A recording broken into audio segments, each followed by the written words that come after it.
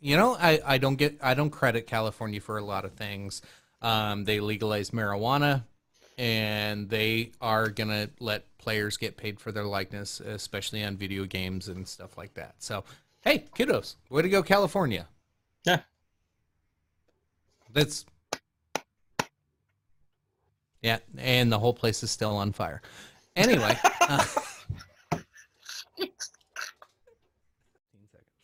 That's right. It's time for the dog and chicken show.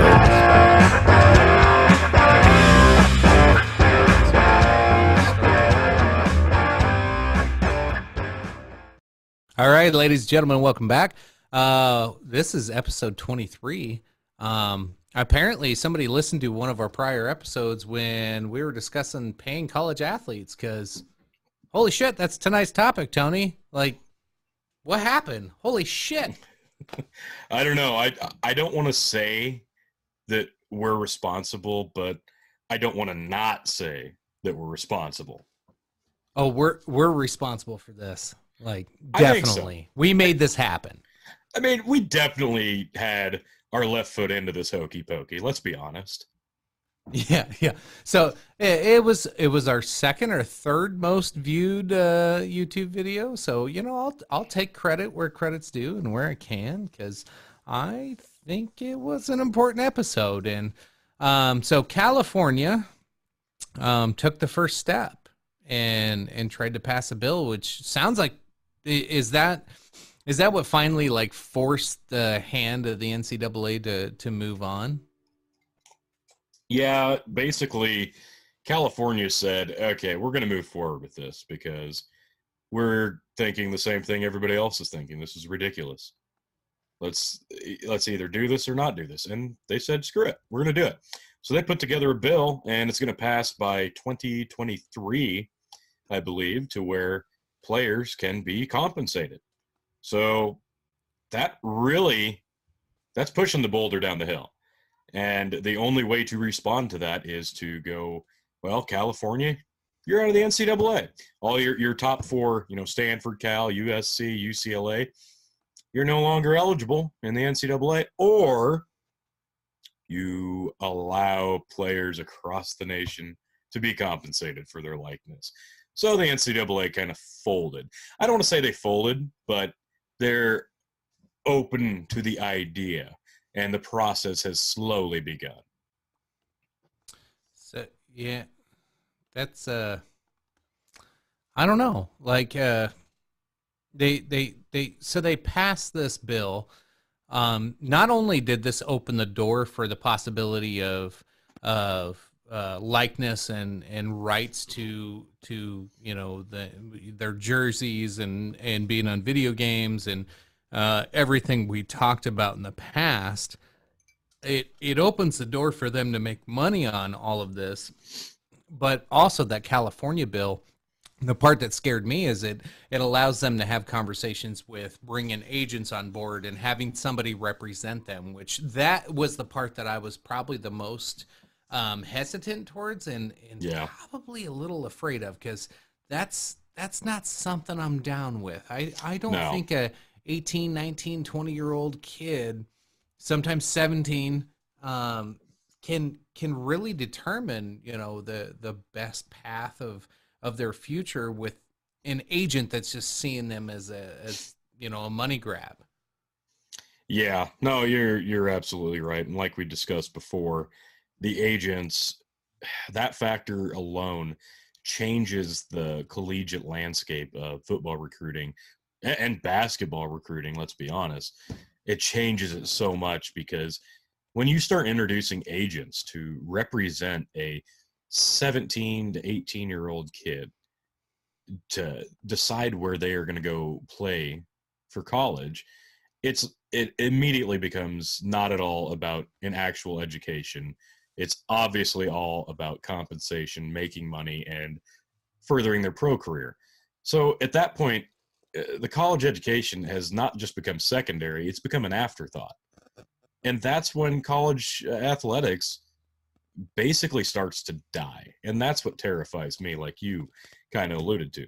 But again, California forcing their hand, it's a long way off. This is still a long way off. The NCAA's they're gonna hold this off as long as they possibly can. But the interesting thing about California doing this and essentially making the NCAA do something along these lines, I'm positive that they will not be the only state to do this in the time frame. You would expect, a state like Texas would probably respond the same way, and several of the SEC southeastern schools like Florida, Georgia, Alabama. If those states all kind of follow the same model, this is the NCAA kind of responding to that doomsday scenario where, well, we can't play an FBS season without, Florida State, Alabama, USC, Texas. You just can't do it.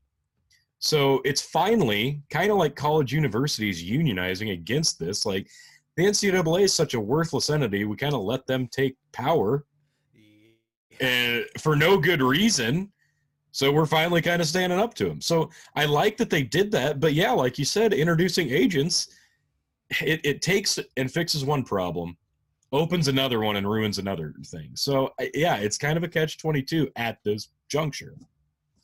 So yeah, so here I'm looking it up. So California's not the only one involved with this thought process. So lawmakers in Colorado, Florida, Maryland, Nevada, New York, North Carolina, South Carolina, Pennsylvania, Minnesota, and Washington. Wow. They have something out there floating, something similar to this idea. In the House of Representatives has a federal and national level thought that they've been floating around. Florida has probably been one of the ones that's saying we're going to have something on the books by April 2020 is kind of what they've been pushing and really striving for. Of course, Florida State, Florida, very pronounced. Miami. Yeah, it's like it's a hotbed of this, how do you recruit these players? So, well, not even the big ones. You're still talking FAU, FIU, UCF, Florida. Gosh, and now I'm drawing a blank. But I think there's 9 FBS schools in Florida alone. Yeah, Florida's a shitstorm for football. I don't know other way to put it, but I think they're only second. Like California, Florida, and Texas. Texas, I think, has 11 in the FBS, but I can't remember if it's California or Florida with the second most. Now I'm kicking myself. So when they announced this law passed in California, my immediate thought popped up right away of, what happens if California's law goes into place and the NCAA doesn't react? And in my opinion, then the schools that follow, they're breaking NCAA rules at that point. And then they would be deemed ineligible for bowl games and other, Heisman Trophy, you name it. These schools would not be included into any of the stats and any of the records, and they'd pretty much have a bullshit season if the NCAA didn't react to it. Now, I don't think they could have any season. I mean, obviously, at postseason bowl and awards, that's could you even play? Could you even play? No, that's what I mean. I don't think they could even be eligible to play a team that would be still playing under the NCAA. So if, I guess, an example would be Florida is supposed to play Missouri. Well, Florida is not abiding by NCAA bylaws, but Missouri is. Missouri gets the win by forfeit because technically Florida doesn't have a team. Right. So, yeah, it could create a mess. So it was 2021 or 22 is when California's law was going into place. You said it. I can't remember exactly. California's is 2023. Okay, so that gives NCAA 4 years to react pretty much. So then quickly, within a month or two, NCAA has reacted. Yeah. And come out and what exactly are they going to allow and not allow? Well, what Phil said to me was, is the NCAA willing to nuke entire conferences in the name of maintaining their relevance? And my response to that was, they're going to be willing to allow the players video game likeness rights. That's going to be the first thing. I mean, where it branches out from there is kind of anybody's guess. Like, obviously, like selling jerseys is another thing. You're still selling your property. I mean, you're getting money from your likeness, but you're selling property, so not quite the same thing yet, other than your identity is your property. But they're going to allow the video game likeness rights, and they're going to be able to maintain the power that nobody gave them in the first place. They make way too much money, the NCAA does, from teams in the South and the West and the Midwest playing football than they ever will if they don't allow these teams to play football. So they're not gonna make these teams stop playing football, because look at when there's been one death penalty, SMU in the early 80s. SMU is just now climbing out of the pit of despair. They are undefeated and ranked in 2019 in their best start in school history since the death penalty. That's the reason there has not been another death penalty, why Penn State did not get the death penalty in 2011. Because if they had done that to a blue blood like Penn State, they may have never recovered. And that is money lost for the NCAA. Yeah, it's you're right. It is a money grab when you look at those aspects of it. They want California. California just said, we want out. We don't like what you're doing. So, not many times I'll say kudos to California, but God damn it, kudos to California. They did what they were supposed to do, and God, they jumped off the boat. Kind of. I hate making references to the Montauk Dude. Project. But anyway, California jumped off the boat. Nobody else Push it to would. the limit. Yeah, push it to. I don't have it saved. Come on. I didn't do it. We talked about this. And we discovered I can't do it, or it ruins the audio. Yeah, Tony can't play with his phone. That's what the weird crackling and buzzes are. Get off your phone. So yeah, if anybody was wondering, don't you do it. There it is. Just for future reference, if you hear a crackling, it's because I was scrolling on YouTube doing this just for the added effect. Wait for it. Ad. And I still hear the buzz. There it is. It's back, baby. There it is. Okay. All right, shut your goddamn phone off. Just had to get that out of my system. Sorry. Jesus. Hey, you brought up jumping off the boat, man. You opened Pandora's box. You knew that was happening. Damn you. Damn you. So where were we? So I was talking how California was I don't credit California for a lot of things. They legalized marijuana, and they are gonna let players get paid for their likeness, especially on video games and stuff like that. So hey, kudos. Way to go, California. Yeah.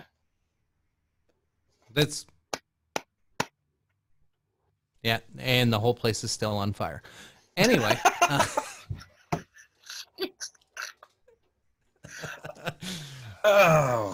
Can we take a quick pause from football talk real quick? We just jumped right into it, and we didn't even really have an intro time. We just started talking about this. Yeah. Tony was on another podcast tonight. He went live streaming and went on. What's the name of their podcast again? Circling the Drain. Circling the Drain podcast. Yeah, based out of New York. I just called about 20 minutes before we started recording. It's currently Wednesday the 30th. So, yeah, you're going to have to check that out. Honestly, and I didn't even think about this after the fact, but were we live? Were we not live? We were probably live. You were live. I listened to it live. I was sitting in my kitchen. It didn't even dawn on me until after the fact. I'm like, I bet I was live. Wait a minute. I was sitting in my kitchen listening to it live, and then, my son walks up. I'm like, shut up, I'm listening to this. Smacked him upside the head, took his candy. How did I sound? It sounded, well, for a phone call interview, like, when you call in on the phone, it always sounds a little robotic, but overall, It started off kind of quiet and rough. I think they played with the audios a little bit, and they got you sounding better on there. And you were able to tell some stories on ghost hunts and stuff like that. So Well, I started off sitting right here on the phone, and they started breaking up. I'm like, oh no, this ain't gonna work. So I literally ran upstairs, ran outside, and I sat in my truck without it running. And it's cold here, so I'm sitting in my truck because the acoustics are better in there. And I was on the phone the whole time in there. But it worked. It got better. Yeah. So good. No, I'm glad. Awesome. So yeah, everybody want to check that out on the replay. I was whoring us out on another podcast, Circling the Drain. You didn't warn them that sometimes we get a little crazy on here and talk about stuff nobody wants to hear about. Well, yeah. I'm sure some folks would probably appreciate that. But I would say, yeah, if anybody comes and checks us out from Circling the Drain, by now in this episode already, they've probably figured out real quick that they're a little more colorful than I maybe anticipated. Yeah. Circle and Drain's pretty. They're pretty even kill. Nothing crazy. It doesn't sound like I listened to a couple of their podcasts, and they're not bad. Like, there's some good stuff. Learn a few things and some good conversation. Some corny jokes once in a while. I'm always down for a corny joke, but sounded like they hadn't been doing a whole lot longer than us. So it's always kind of cool to branch out and support some other podcasts in the community, or just kind of figuring it out like we are. Damn right. Yeah. We're just a little bit more lewd. Oh, we're a lot more lewd. No, the best part about it is the shit that people don't get to hear us say. Yeah. All the stuff that I edit out and delete that you guys the jokes we want to be making that we have to cut out. That's the goal. Like, we would be over the moon successful if we could make those jokes. Like, that's what I tell Phil all the time on the wrestling podcast. Like, that was the whole idea behind the wrestling podcast. Was like, I'm sitting there one day texting Phil about wrestling, and I'm like, dude, this just needs to be a podcast. Like, this is gold. And then we started doing the podcast, and we immediately toned down our insults and commentary, and now it's not nearly as funny. And I'm like, dude, if it ever tanks, we're just going to go off the rails, and we are going to take the freaking handcuffs off, and we're going to go nuts, and we're going to say the jokes that we dialed back, and we'll instantly get over. Yeah, and you know what? Just go off the rails. Just once in a while, just for fun. We have Phil come on, he's been on 3 times. When he jumps on, it's always so much more fun because neither of us really give a shit when he comes on.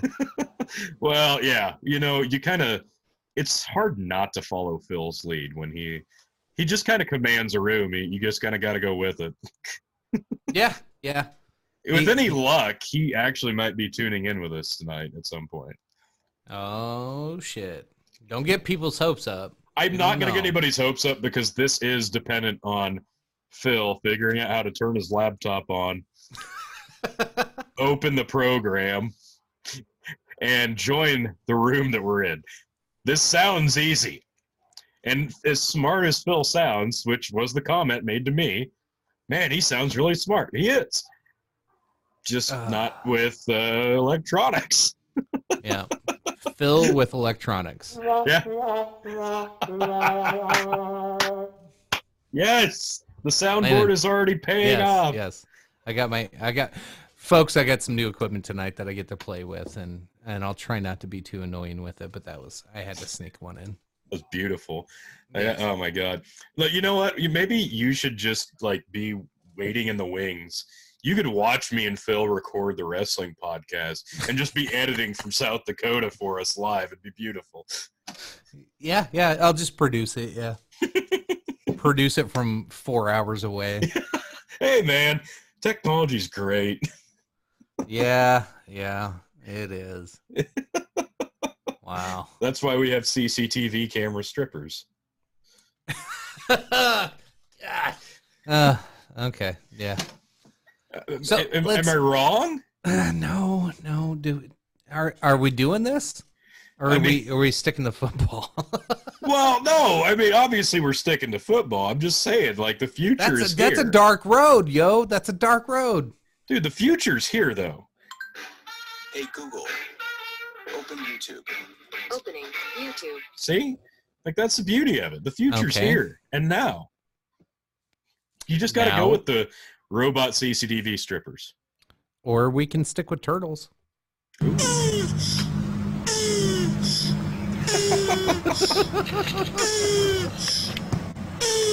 You know, It doesn't end. If nothing gets your old lady in the mood, always turn on that. I guarantee your headboard will be knocking.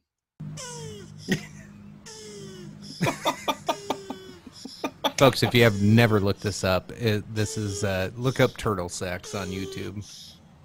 This is what Don't it do sounds it. like. Don't do it. The video makes it so much more funny.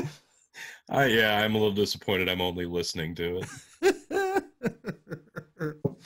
Oh shit. So paying college players. Yeah. Oh. So obviously we're gonna try. We're gonna try to get out of this hole. Yeah. We dug a hole. God damn it. We dug a deep hole here. Did you bring a ladder? Oh no. All right. I got a bucket, but I got beer in it, so I don't All right. want to. I'm gonna stand on your shoulders. You hoist me up. Let's get out of this hole. All right. So, oh God, I'll take us into another hole. So the other issues that were brought up with the Wait, NCAA. you're just burrowing us into another hole? Yep. I'm just we're coming out of this hole, and I'm digging a new one. So we're just digging through the ground into another hole. Yeah, it's like digging out of prison and finding yourself in the septic tank. Kinda. Okay. Yeah. Actually, that's probably really appropriate for this one. All right, hit me. I'm ready. So going back to the college football and the things that make folks worried when California passed this law was Title IX federal laws and prohibitions at the college football universities on discriminating on folks for the basis of sex. So, how do you pay equally at the collegiate level now that this is going to be allowed? Here's the next. It's not a Me Too because it's not a rape thing, but now we're going to have, so you got the gender pay gap, which is fake, folks. Look it up. But you're going to have this pay gap get just dramatically blown out of proportion at the college level. And these kids are going to have to deal with politics now when you look at the Title IX thoughts when it comes to players' likeness and abilities. So who wants to watch a college softball pitcher from any university versus the starting quarterback of any university that's going to win a national championship? The money doesn't go to softball. The money doesn't go to baseball. Some money will go to basketball, but it's men's basketball, men's football. They'll make all the money. Nobody else is going to make anything off of this. And this is going to become a big political topic, and it's going to get exploited and turn into a big issue. Thoughts? Well, yeah, it's absolutely inevitable. You know it's going to happen, but unfortunately, it's going to be a very archaic way of looking at it and thinking about it. You're going to be compensated for your likeness based on your likeness's worth. Like you said, nobody's buying a college softball video game. People are buying a crap load of college football video games. And that's where being paid for your individual likeness's worth will come into play. It's not about gender and it's not about equality. It's about getting paid for what you actually generate. And yeah, if you are a Heisman candidate quarterback at a top name school, you should probably make more than somebody on the trap shooting team. Yeah. So that's some of the problem that's going to come from this, though. Is like, that's probably one of the things that, I don't know, it might disappoint me in the long term of how this gets turned into, okay, We're going to give you a good thing. And now you guys can make money to where you've never been able to make money before. Now they're going to shit on it. Now they're going to tell you how bad this is. And it's going to become a new talking point, a new loophole, and it's going to be another annoying goddamn thing we have to pay attention to. Yeah, it will be. And unfortunately, we're just going to have to kind of cross that bridge as we get to it. We have no idea how wide it is. We have no idea how long it is. We have no idea if it's flat or if it's going to be bumpy. It's not flat, just like the Earth. It's, you dick. So, but the point is, we have to cross the bridge because basically everything behind us is on fire and falling apart. We have to cross the bridge to see what's like up California. Like California, yes. Mwah, mwah, mwah, mwah. Follow that, bitch. Thanks. So basically, it's going to be a lot of making it up on the fly. And that is the absolute worst thing you could depend on the NCAA for. Like, they're going to start making rules in reaction to this because they don't know how else to do it. So it's going to be really wonky. I mean, we all expect that. But right now, players that are going to be coming up in the next, 2 to 3 years out of high school, they're looking at this foaming at the mouth going, holy shit, I'm about to make bank. And, like you said, Colorado was one of them that was kind of in that group of states trying to make a change. We already thought that, the legalization of marijuana, in Colorado, California, we really kind of thought that was going to have a big impact on recruiting. This has a huge impact on recruiting, like monumental impact on recruiting. You cannot compare this level of impact to recruiting because people are going to go where they're going to get paid the most. And I mentioned this on the last time we talked about it. Is the place kicker at San Jose State getting paid as much as the quarterback at Florida? Hell no. Should he? Probably not. So it really is a big deciding factor, and they're going to have to make these rules up as they go. No, that was the biggest question and thought I had when I heard the news that the NCAA was going to open this up. And my first thought was, colleges better get their shit together. You better get on board now. You better start laying out a plan of how this looks for your school. Because now, like, if this doesn't go in, what was it, 2020 or 2022? 2023 was California. No, like NCAA's, though. Theirs was going to be kind of, in between that, yeah. So it's going to be in the next 4 years. So that is this year, it's going to be a thought on new recruits' minds.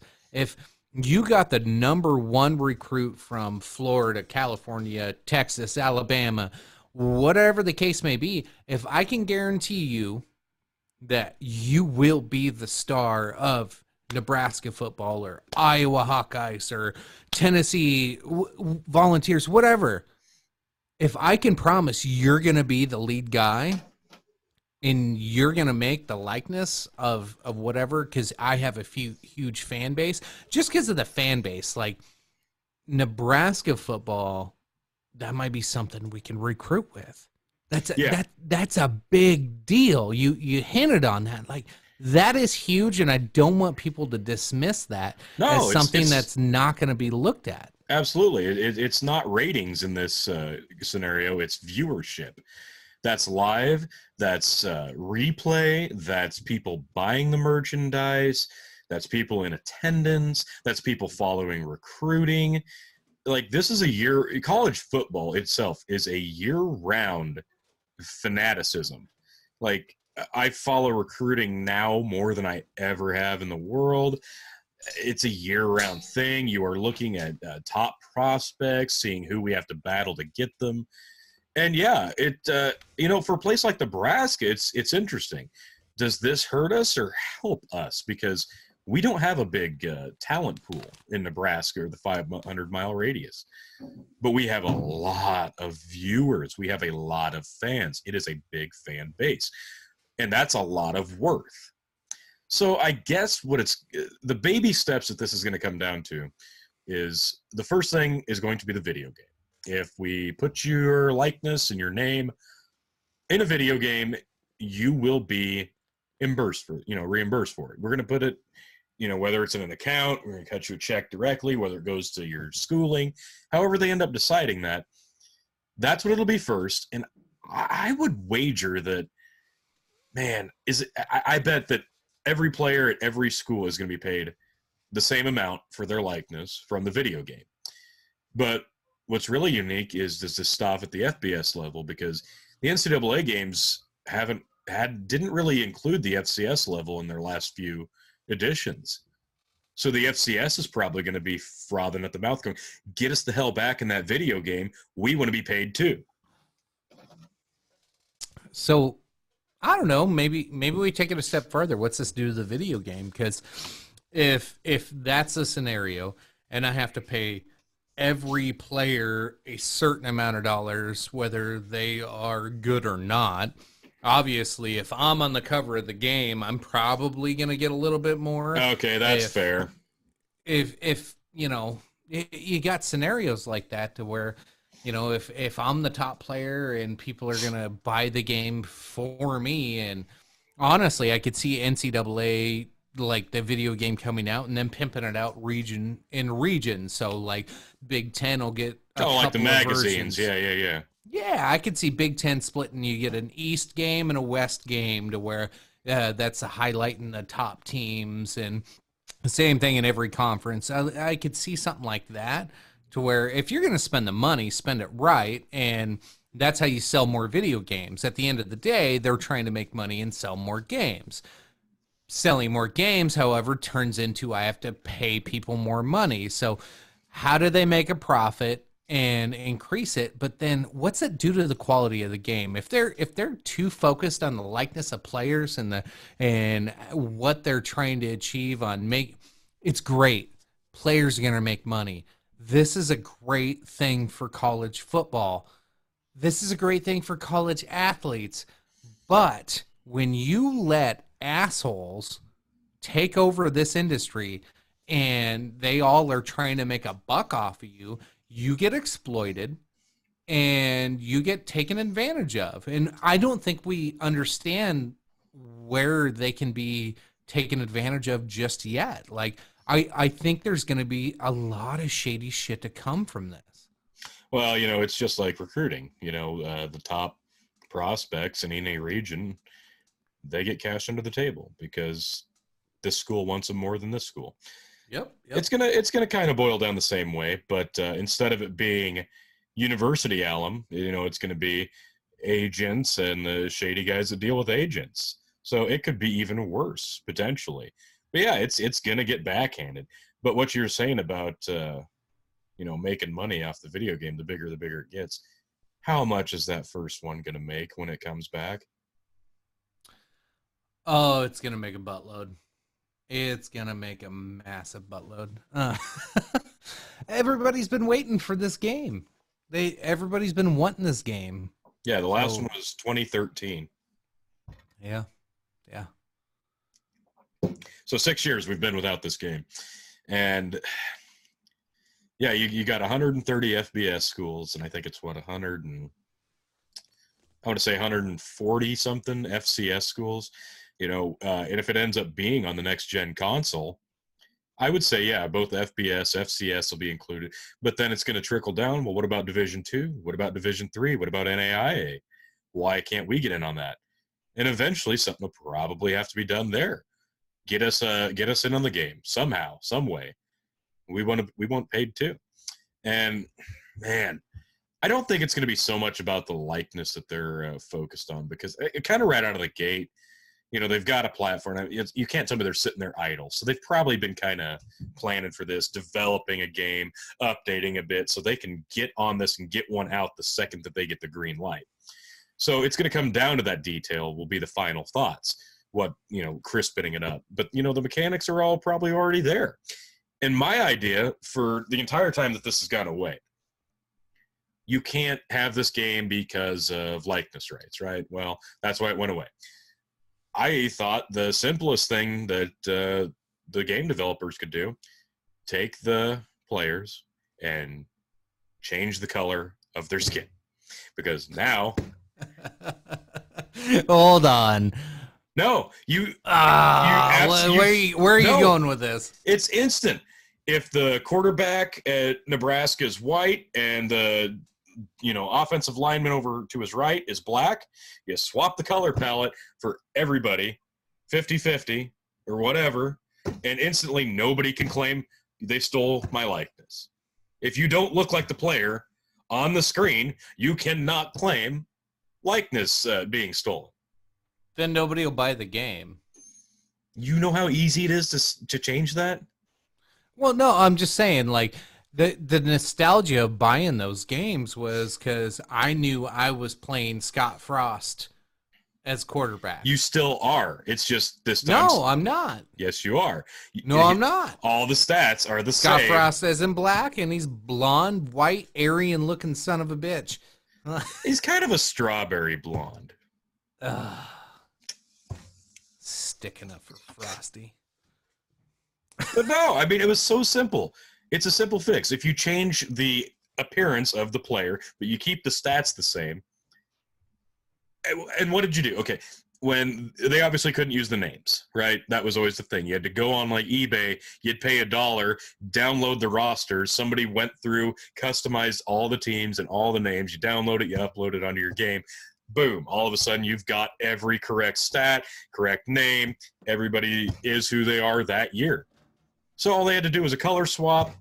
Boom, no more likeness issues. But instead, everybody kind of folded. So the problem with that is they would do it for a lot of people. Like there's a lot of very popular teams and a lot of popular quarterbacks and a lot of popular players. So if they did that to every player so they didn't have to pay them, nobody would buy the game. That's my argument. Everybody would still buy the game. Because yes, you would. $1 purchase would change that. Somebody would go online, they'd do it to theirs, save the file, put it online, you buy it from me for $1, you upload it onto your game, boom, problem solved. And you get the names. No, no. Yeah. You're probably right. I buy stupid shit on games already. That's disgusting though. But you know what? That might be an answer to that problem. It really might. Ooh, shit. What is happening there? My camera just like went to shit on me there for a second. But that might be an answer to the problem.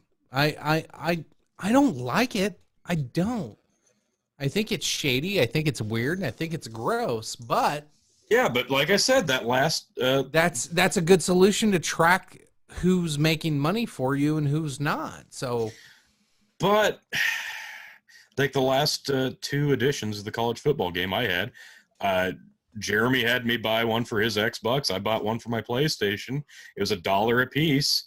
And you get all the names of the current rosters. Somebody took the time, punches them in, updates everything to make sure it's current with that year's actual FBS schedule and rosters. It was amazing for like a couple of dollars.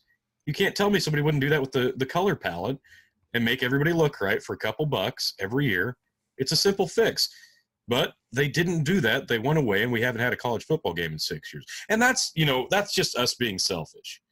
Because, yeah, we want to play a video game. It is. We're absolutely being selfish about it. When we were bitching that the game's not around, we're just going, well, this really sucks for us. It's probably sucked more for these players, not being compensated for their likeness. I get that. But, I also over the years, I also did take like Sam Keller to task because he was one of the big proponents to the video game not being around anymore. And he was one of the poster boys for, I'm mad because that's me on that video game and I didn't get paid for it. We've had a few of those. Wasn't Scott Frost one of those? God, or was it Crouch? Was it probably Crouch. But Sam Keller was the big one.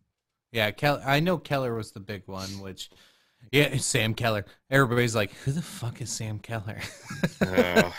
He's one of the forgotten quarterbacks, yeah. Yeah, he panned out very, very well. Oh, so I don't know. Overall, I think it's good. We're moving in the right direction. All because of the Dog and Chicken show and what we offered for suggestions and thoughts. Of course, we have a lot to do with this, and you're welcome, folks. You're welcome. But NCAA football game is coming back because of our commentary, I'm sure. Well, I hope that they take my advice then, and if they do move past just paying likeness for video games, and they do start paying athletes, use my suggestion. You put that money in an account that they cannot touch until their eligibility has run its course. Then they can have that money. It's that freaking simple. Yeah, it'd be great. Now let's go back to that previous conversation, because we did talk about this before, to where, and there you go, playing on your phone again. I can hear the buzz. Anyway, so hoping you could. So there are players that need that money, and they need it today. They need it now.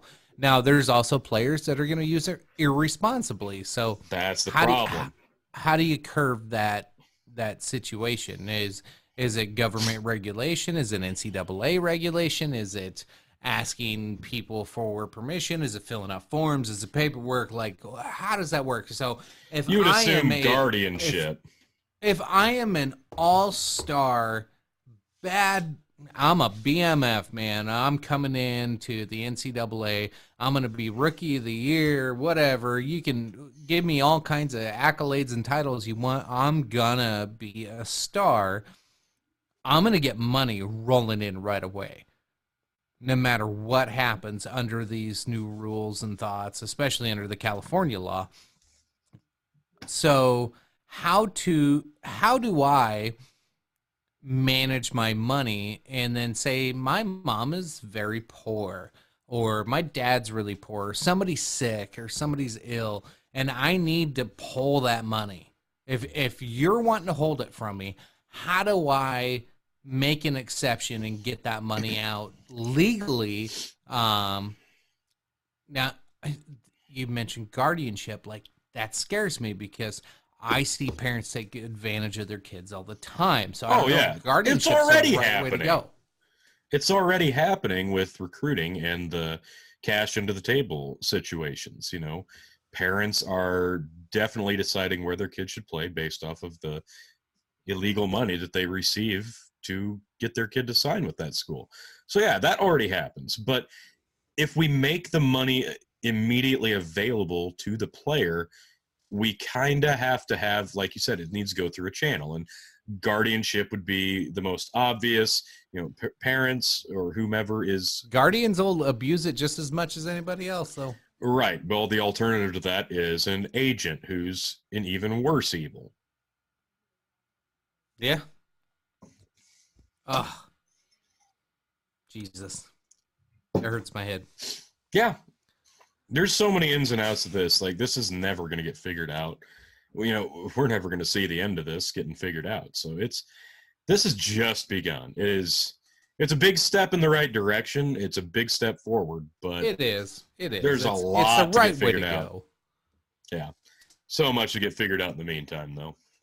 I don't know. I don't know where to go with the rest of it, because it's so positive, it's so good, but there's so many what ifs, and there's so many possible challenges that come with it. Like,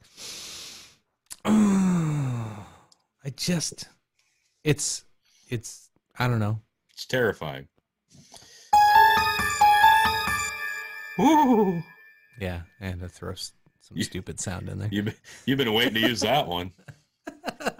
I was just like, oh yeah, that red button makes it sound scary. Dun, dun, dun. You're gonna hate me with this eventually. I know. That, right? This is the baby steps of this, and I can already see this is gonna drive me absolutely bad shit. I'm glad we waited till today to do this, because my headache was like 3 days long. So yeah, that wouldn't have gone over well a couple of days ago. Yeah. It's all right. Motherfucker, turn it off. I can't take it in my head.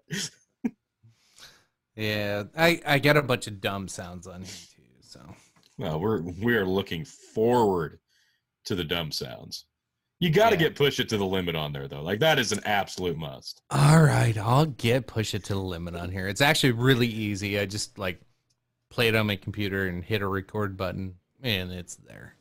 It's fucking cool. I love this thing. Speaking of easy, have you used Anchor? I know, it's old news, but how is Penn State still a thing? I'm sorry. Like, why didn't just every official alphabet soup sports and government agency just walk in like, nope, done. We're done with this. It's because of the same reason some people still think Jeffrey Epstein killed himself. Oh, damn. The lizard people from the other side of reality. It is the lizard people. Ladies and gentlemen, welcome back. We're on part 2 of our previous, well, what was it, 23, Tony? Is that where we're at? Yep, still episode 23. Oh, shit. And scary. Might I mention, you've decided on your 23rd episode to really kick it up a notch and to make it a truly worthwhile dog and chicken show by making it an extreme edition. I am the devilishly handsome outlaw himself, your king of extreme, Phil KOE, here to bring the thralls, that is the KOE Nation, in upon your podcast. So, pre-Halloween, it's right around the corner. Ooh. Gentlemen, it is I, the man of the hour, the man with the power, the man who makes the other podcast cower, your king of extreme, Phil KOE. How we doing this evening, gents? Happy to have you, Phil, as always. So we started off this night talking about college football and the new laws passed in California and what the NCAA's reaction was. And I don't know. And then we started talking about, you know, the ramifications of it and what it could lead to. Phil? I'm just going to put you on the spot right away. We talked about Title IX and how this could affect female athletes and what this could do to the political stage. I am really, really curious on your thoughts. What are the Hillarys of the world going to do with Title IX and regulations towards... And my damn camera's falling again. I caught it this time. It looks like she's gonna hack your webcam and make it fall off the wall. I talked about that's gonna lead to the arrest of Hillary Clinton, do you? Oh God, did I say Epstein? Did I say Epstein and my camera fell down? No. So Phil, we're talking about paying college players, and Epstein can kill himself. I will say, I did send this to Tony the other day. Chicken, there's a debate. Some say Heath Ledger's Joker is the best Joker. Some say Joaquin Phoenix's Joker is the best Joker. But the real clown is all of you who think Epstein killed himself. So, I love it. You know, you do raise an interesting point there. I guess I didn't really consider that angle of title, like there needs to be equal pay. The problem is different sports draw different money. Like, let's just be honest. Football is just a bigger draw than baseball. You just have to acknowledge that certain sports are bigger draw. I mean, absolutely. Like Brad Pitt is just objectively worth more than any of the extras that are there on the set. Is it because he's hotter? Oh, hell yeah. He is a more valuable asset. Just putting Brad Pitt's name on a movie gets viewers, gets eyes. And putting Nebraska football or whatever football, California football, is a bigger draw. So you do raise an interesting point, but I do think at one point you do have to acknowledge that different sports, different individual athletes even, are bigger draws. Michael Jordan was the biggest draw of the Chicago Bulls when he was on the team. Nobody was a bigger draw than him, and so yes. Well, except for Rodman in a wedding dress in Times Square. Ooh, that's another topic. We'll hit that in a minute. And let's not forget his tag team match with Hulk Hogan against DDP and Jay Leno. Okay, that was terrible. God. Shout out Hey, we to don't- the Tony, Revolutionary Wrestling Podcast. Podcast. Had to pigeonhole that one in somehow. Ugh. I'm nothing if not on topic. So, but back to paid college athletes in Title IX. Yes, this will be. But here's the thing: with any marginal case, that's what courts are for. They're going to figure out what these margins look like, and I think in the end, it is going to be proportionate to the sports draw. I don't think you can really realistically untether it to that. But in terms of just paying athletes, good. I just think it's kind of unfortunate. It's going to take until 2023 to get started. So the current crop of athletes really isn't going to benefit too much from it. Yeah. Tony, what are your thoughts? No, he said a lot of the things that I kind of said earlier about different sports drawing different money, and you just have to accept that. And the only way that they're going to start setting who gets paid what is after they figure out how they can make money off of it the most efficient way. Once they figure that out, then they'll redistribute it to those athletes. But until they get that figured out, it does not matter. The NCAA is going to get paid first, then they'll give it to the university and then the players. As long as they get something eventually, I'm happy. Like that's. Well, they're going to get free copies of the video game that they're a part of. So Phil, when is they were getting before? Phil? We started talking about this right before we kind of split and had you join in. Was when is this going to be something that's like, yes, this is great for the players, this is great for the students, but when is it going to turn into something they bitch about? I'm gonna say about 8 seconds after it's enacted. I mean, that's just boom. Yes, that's sports. Welcome to it. It's something to get passionate and complain about. That's the. So Tony, a little look into the future. Yeah.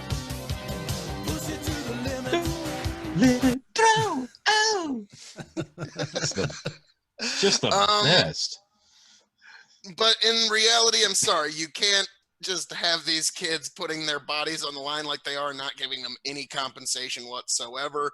And yeah, the whole they're getting an education thing, I understand, but not if they're getting paid. They're not to make money off of like video game rights. If your name and likeness is being sold in a video game, you should be able to get some goodie off that. Just so so you obviously think that's fine. Making money off of your likeness in a form of medium like a video game. What about, say, a player selling a jersey with their name on it, like one that they used in a bowl game? How do we translate from video game likeness rights to selling their own memorabilia for net gain? Again, I'm Mr.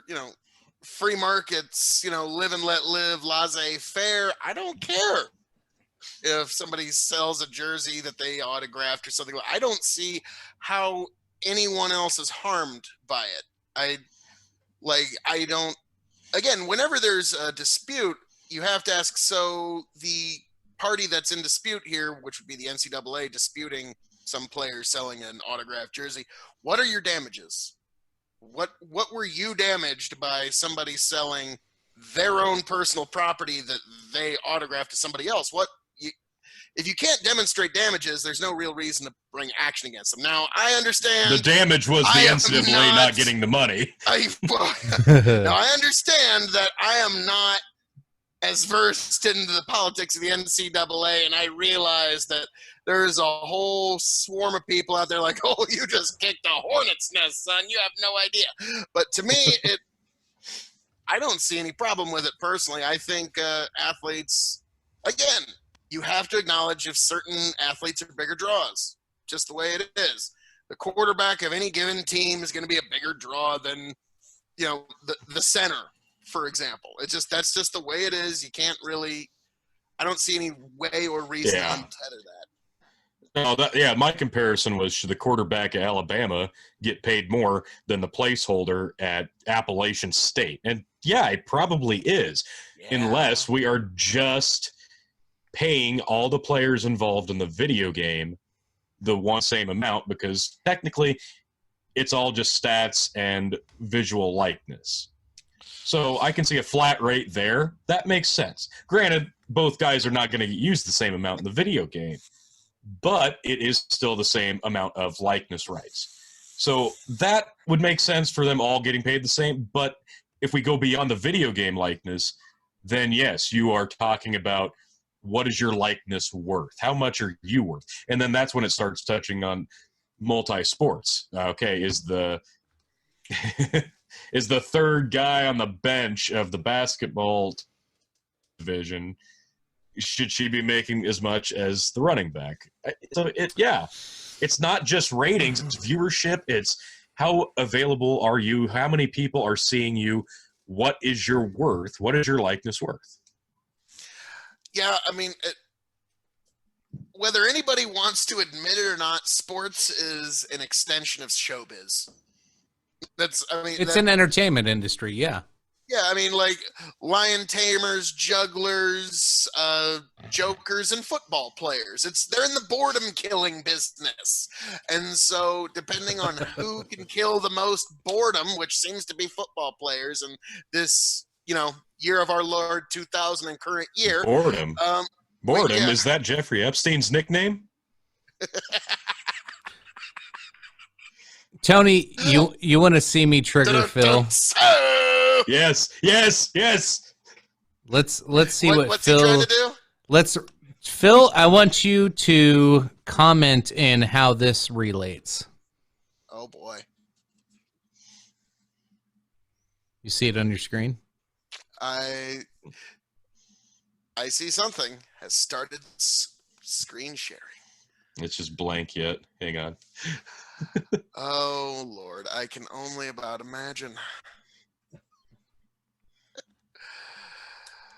Why is this? Oh Yay! Can you see it? Oh my. Yep.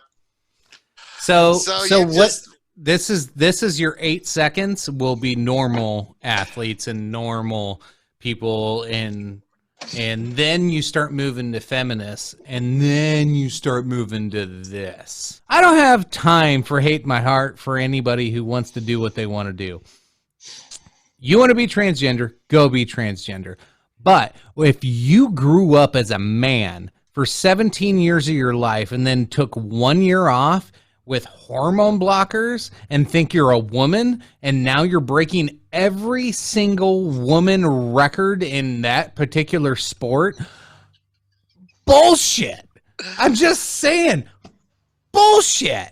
How is this okay? Like, do what you want to do. Be you. Don't care. I love it. I have nothing against trans community except for this type of shit.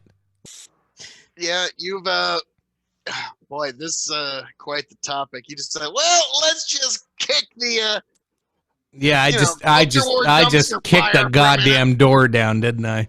Yeah, well, this is what I refer to as the dumpster fire of the political culture war. And the transgender athletes issue is right on the forefront of it. Now, I agree with Joe Rogan's stance on this.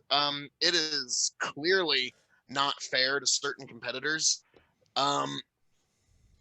Look, for example, like in my wheelhouse, fighting sports, boxing, mixed martial arts, judo, jiu-jitsu.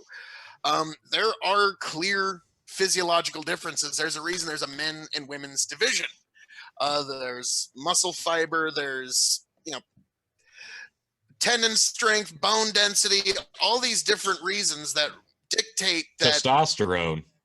Well, even if you're taking blockers of that, your body was still built on testosterone hormones. Yep. And so to me, it's a very gray area for me, because I'll be honest, if it's contact sports, I don't support transgender athletes, especially people who used to be male who transitioned to female. I'm just not comfortable with it. I think there's a lot of potential for injury there. I think there's a portion that's being missed here, and that's that we eliminate people, say, from like the Olympics for using performance enhancing drugs. Would this not fall under the same veil? It does in kind They of can a way take because testosterone. you're coming in with a different biological composition than what the division is supposed to allow. Now, one of my favorite commentators, Scott Adams, he brought up the idea of, well, what is fair exactly? Because fair is kind of a subjective thing. You and me saying, well, it's not fair for the transgender athlete to compete. Transgender athlete also says that it's not fair to allow me to compete. And so whose idea of fairness wins out on that? And so that is, it's one of those, it caused me to ponder anyways. To me, I think the athletes, the ones who are make up the aggregate of the competition of any given division, decide what's fair. At one point, UFC athletes kind of unanimously decided, like, okay, guys, let's get rid of stomps to the head. Like, let's just kind of stop that. And the athletes within the division decided that's fair. And to me, that's who dictates what is fair, is the aggregate of athletes in any given division. They're the ones competing. They decide what's fair. And, I mean, we've seen the pictures before where there's a transitioning athlete that still has a mustache running like several yards ahead of the female athletes, and the female athletes all have the look on their face like, is someone gonna do something about this? Like, seriously? And because we are in this year of our Lord 2000 and current year, no one's allowed to even speak out about what we see as clear and current nonsense. And that's the unfortunate reality. And yes, there is a problem with this. I mean, it's not fair to the athletes competing within that division. So those are my thoughts on it. There are instances where I don't think that's as big a deal. Like, for example, Tony and I, we podcast, there's a transgendered female wrestler by the name of Nyla Rose. I fully support what she's doing. It's great visually. She's great for her division. It seems to truly be what's her measure of happiness in this world. So go be you, you do you. And the AEW wrestling. Go ahead. The AEW fans have embraced the idea almost 100%. And, you know, like you said, it fits. You got to look at professional wrestling in the same limelight. It is like, regardless of what brand you follow, it is entertainment. It is, you know, a bit of a fantasy world. So, yeah, what more perfect place for a transgender athlete to showcase their skills than professional wrestling, where you have to suspend disbelief. That being said, Nyla Rose's one televised match on AEW thus far was against an 85-pound Japanese girl whom she, nearly crippled in a couple of spots. So, I mean, this is the topic of the day. So, I mean, we do need to touch on it. But we're on such interesting, I don't know what you call it, boundaries of fair. Because, you know, I know a couple of transgendered people, and this seems like a very honest expression of their true happiness. But even then, you have to acknowledge that, you know, if you're a person that's hormones have possibly different from everyone that's in the division you're competing against, that's the only place where I kind of with this whole transgender issue is when you get into competition in athletics. That's really, other than that, c'est la vie, live and let live, laissez-faire. I don't really care. That's how I tend to approach it. But since you asked, that's my take on it. I'll put, like Joe Rogan said, if Brock Lesnar transitioned to a woman, he would beat the flying crap out of every woman he ever fought for the rest of his life. Okay? There is some certain differences you need to acknowledge. Well, it's not exactly the same topic, but it is topical, and it is regarding equality.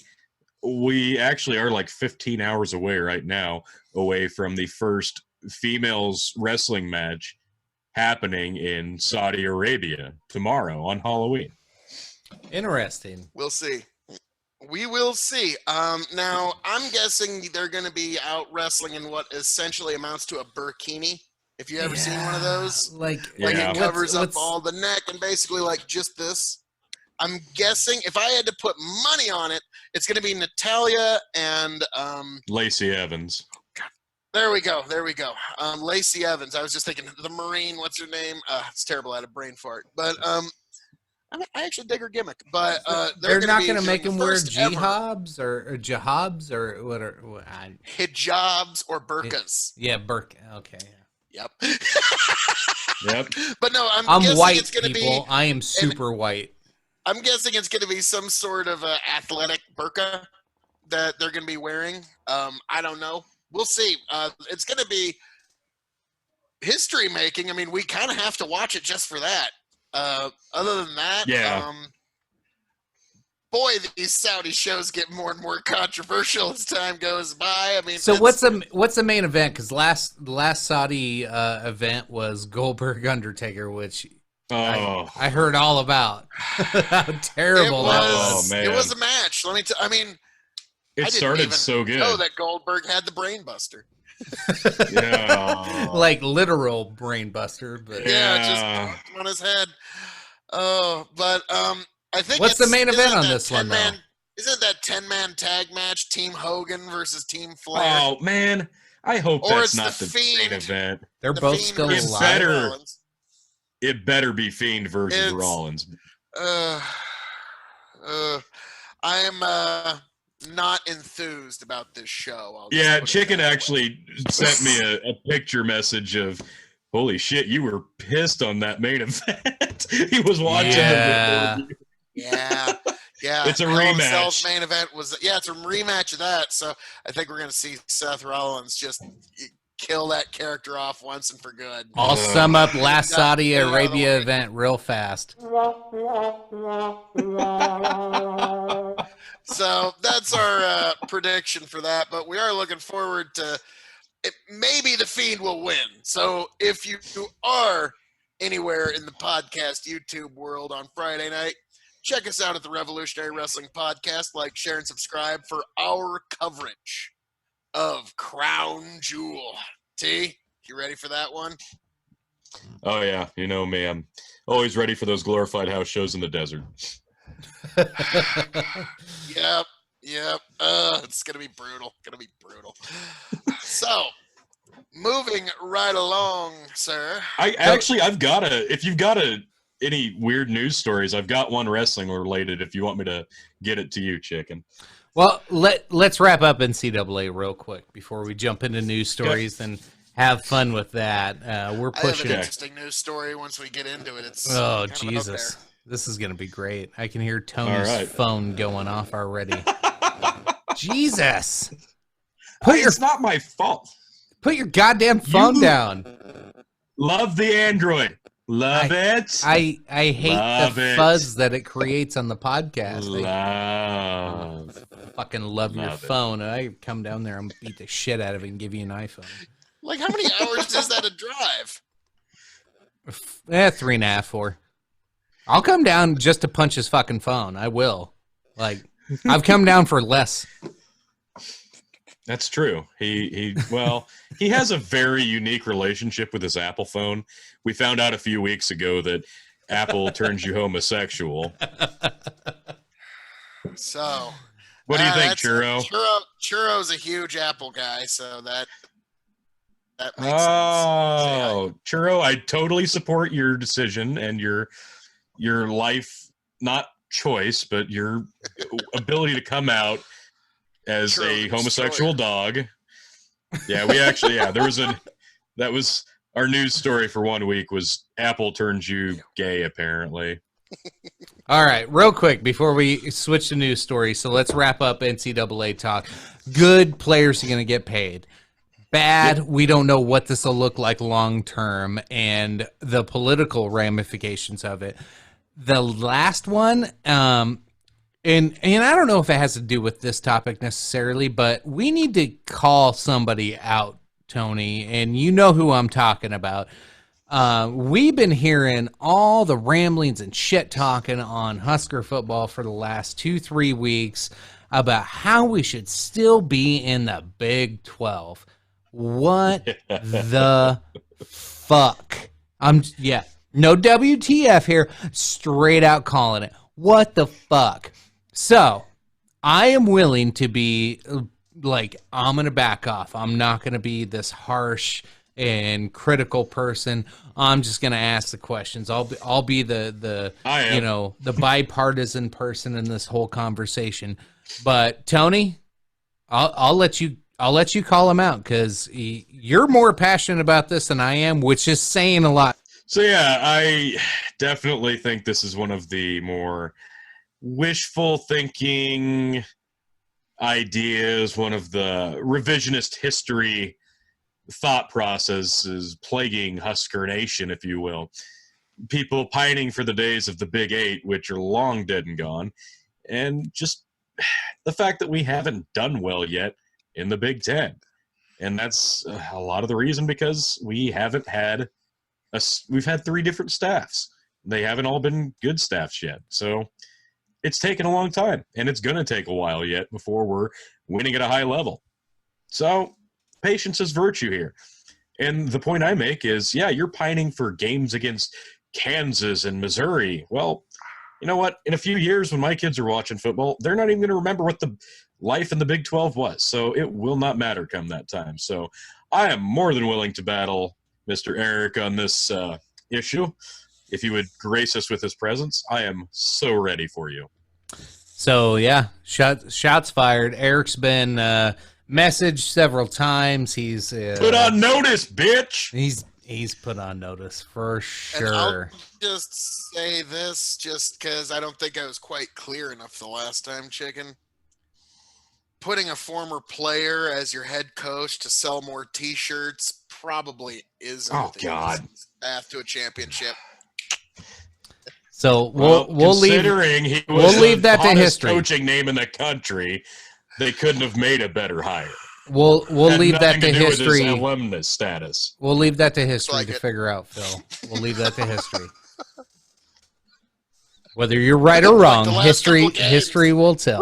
History will tell. No, his point would make sense if we hired Taylor Martinez to coach our frickin' team. But instead we hired a guy who was going to get hired by Alabama or Florida State or Oregon or Tennessee or Miami or USA. So many schools wanted him, and we got him because he played here. It wasn't a fact of, we've hired the former player because he's going to get us back to the option. I got to sneak that one in. Yeah.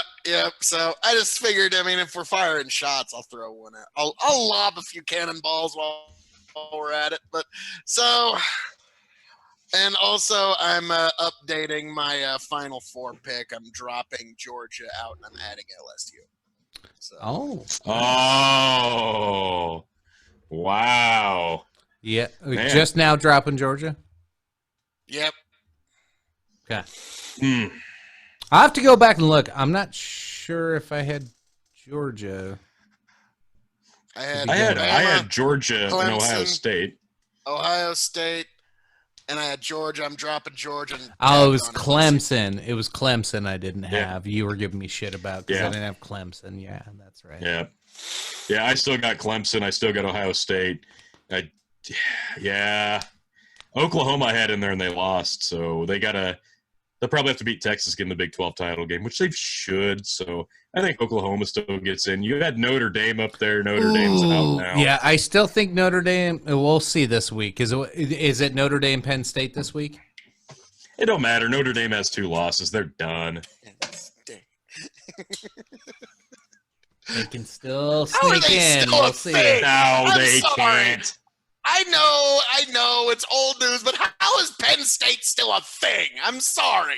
Like, why didn't just every official alphabet soup sports and government agency just walk in like, nope, done. We're done with this. More. It's because of the same reason some people still think Jeffrey Epstein killed himself. Oh, damn. The lizard people from the other side of reality. It is the lizard people. All right. So I honestly, I'm not 100% sure where We were where talking we about who were. was in Final Fours there for a second. Yeah, well, and everybody's shitting on Notre Dame, everybody's shitting on Penn State. We'll see. Penn State against Ohio State coming up pretty soon. That's an intriguing game. Oh, yeah. That's going to be amazing. Wisconsin went down. I knew they would eventually go down. I didn't think it would be that soon, but well, two now. One to Illinois, one to Ohio State now. Yeah, they're way out. Yeah, but that's And sadly, the Huskers won't make it. You see it? I have it covered. So, chicken. Moving right along to the news.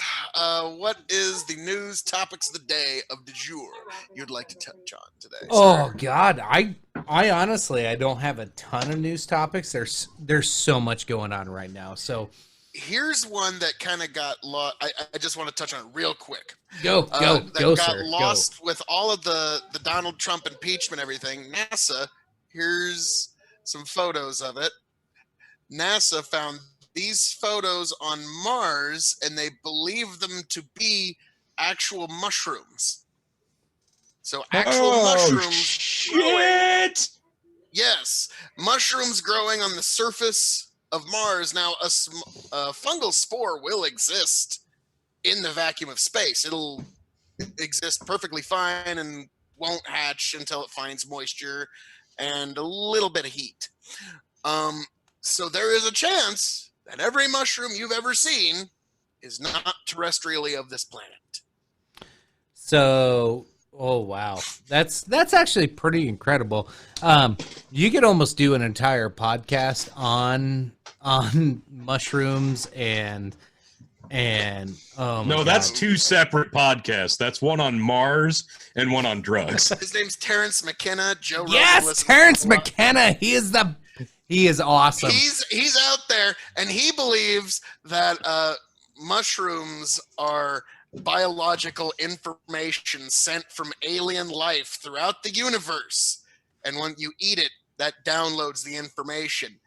And Holy shit. Now, yeah, the guy is high out of his gourd when he's talking all this, but how can you not feel a little vindicated if there's actual mushrooms growing on freaking Mars? Like, if I was him, I'd be like, what you got? What you got? Yeah, Mars shrooms.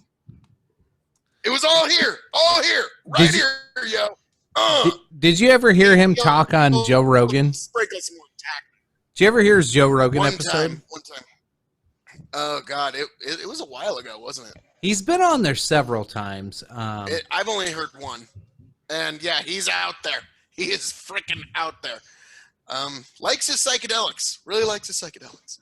But I just thought that was interesting that there's the possibility of life was discovered on another planet, and it got lost in the whole impeachment Ukraine nonsense. Like the stories that really matter are slipping through the cracks here. The things that like our great grandchildren are going to read about, like we should probably pay a little more attention to. Yep. So, How about yeah, Paul Stamets? You ever look at listen to Paul Stamets and look into any of his research? I'm afraid I'm not familiar with his work. He is Mr. Psilocybin. He is Mr. Mushroom. Like that dude. He's got. Seems to be a lot of them guys. Oh my God! You would Phil. You need to look this guy up. He has some of the most incredible stories about psilocybin and shit he did. He's a scientist and he's always researching this stuff. But like he's another one that went on Joe Rogan. You were like, what? And he describes the first time he took psilocybin. Like, and I'm not doing it justice. You have to look it up. But like he talks about climbing a tree in the middle of a lightning storm and just like enjoying the lightning and like seeing everything. And then he realizes he's on the tallest tree on the tallest hill and going, oh shit, I'm about to get struck by lightning. Like, and starts panicking and freaking out. Like, Yep.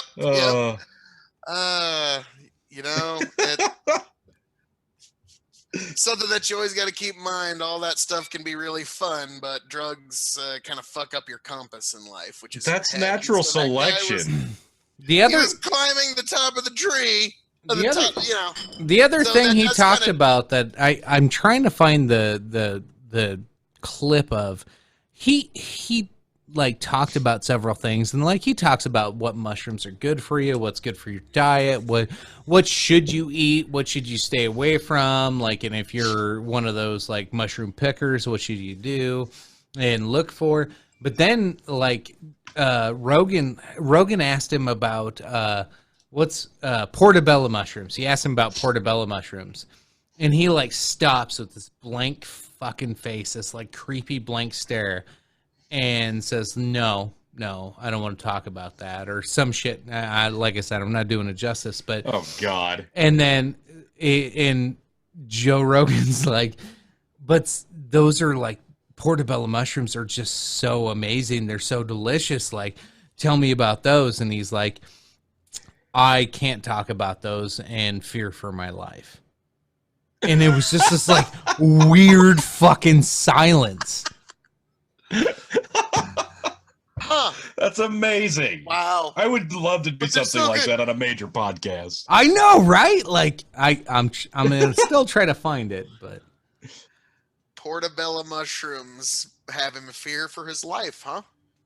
Do Well, you mean devil shrooms? No, thank you. oh. I'll be honest, I'm not familiar with this gentleman's work. Have you ever tried mushrooms, Phil? You don't have to admit No to comment. it. You don't have to. You don't have to. No comment, sir.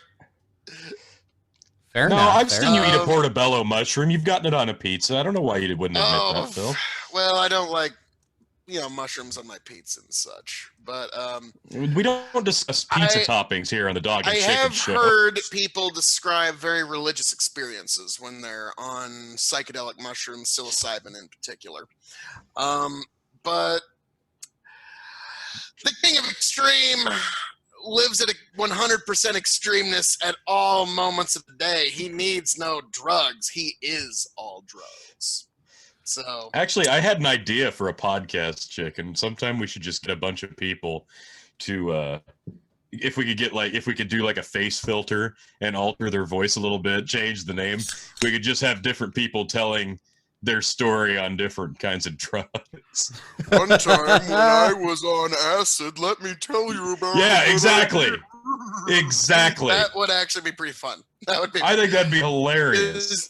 That's the problem. Is nowadays we're living in such a ridiculous cancel culture that it's like, oh, one time you smoked of a marijuana cigarette joint, away from public life with you, sir. So that's kind of the problem. Like people faking outrage. The portobello. All right, let's. Oh hear this. no! I don't know if either of these are the right one. And so The portobello mafia I mean, doesn't fuck Wow. around. they don't. Minute. We'll give him a minute. So there are beneficial compounds that, in some balance, may outweigh the negative effects of the hydrazines, the agarotines in these mushrooms, but that jury is still out. So to speak. What are the negative benefit or the negative effects of this? This is an explosive area of conversation, and that puts my life in danger. So I reserve the right not to answer your question. Whoa. I didn't expect that. It puts your life in danger talking about portobello mushrooms? He's looking at me silently. I will respectfully move on. Thank you. So anybody who What the fuck? Google that and get back to me. You know what? Next, I'm gonna have a guy who is the same height as Paul, and he's gonna have a mask on, and we're gonna have some sort of electric box that distorts his voice. No, but the good news I is can tell you the story. This dude, if you got to listen to this, so I don't know if it says what episode this is. This is one of the best. What Fear is for it? my life because of the portobello mushroom mafia. Huh? Episode. I learned episode something today. 1035. Joe Rogan. You 1035. found out there's you need mushrooms? to listen to that. You found out there's mushrooms on Mars, and I found out there's a portobello mafia. Wow. We're all growing as people here on the Dog and Chicken Show. Well, and if that's the case, maybe it's time we all grew another step and together, guys. Let's together. We're gonna do Yes. this together. hands across America style, guys. Let's talk about racism a little bit here. Oh, can we Fuck. please? I don't think Damn the it. topic's been covered enough. Chicken. I don't. Wow. Chicken, Google Jordan Miles t-shirt design. Really? That's your point of entry into this. Well, you Like- wanted a wacky news topic. I thought this is topical, and we gotta comment on this a little bit. Tony, can you pull up the image? He's Googling it. So it's his 'Cause- t-shirt designs. So Jordan Yeah. Miles is an NXT superstar. And For those who don't know, NXT is the WWE developmental territory. yes, So you know how to work on their camera angles and their, commercial break times before you ever even get there. So this Jordan Miles guy is in this developmental territory, and there we go. There we go. Yep. And just now, click curious, on Chicken, that. do you see anything racist about this? All right. So far, About no. the first three? Not the two-seater, the very first one. This one? Two-seater, that's fantastic. Yep, click on that one. I'll be honest. I looked at this at first, and I just thought it was a really Bad Toward t-shirt it, like- design. I just thought It it is was kind like of a a- rush t-shirt design. What do you see there, Chicken? Is this in reference to big lips? I guess it is. Yeah, apparently his gimmick is he has a big, great smile, which unfortunately is,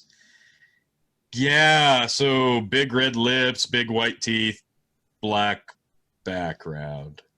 At first, I didn't So- see so- what did they, and then I didn't understand that it was the smile they were going for. I was what? And then I saw this, and I'm like, oh no, oh! And then Jordan Miles, brilliant. I mean, in terms of getting himself attention, this kid is brilliant. He gets on Twitter and starts doing the WWE doesn't care about black people. He went the Kanye West route.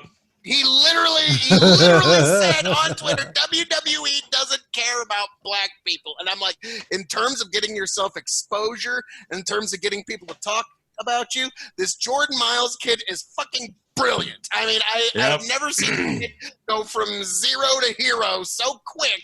He's in a private meeting with Vince McMahon and Triple H when they get back from Saudi Arabia.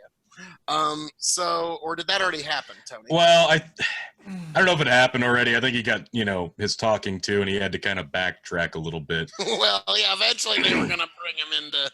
Yeah. Eventually somebody with a suit and tie was going to be like, okay, let's bring this in, son. But the problem is he signed off on the shirt design. Yep, so that's the... so again, I think he might be working us all here a little bit. Yeah, he Fuck the overplayed his hand a wee little bit. professional wrestler to work the crowd. What's that?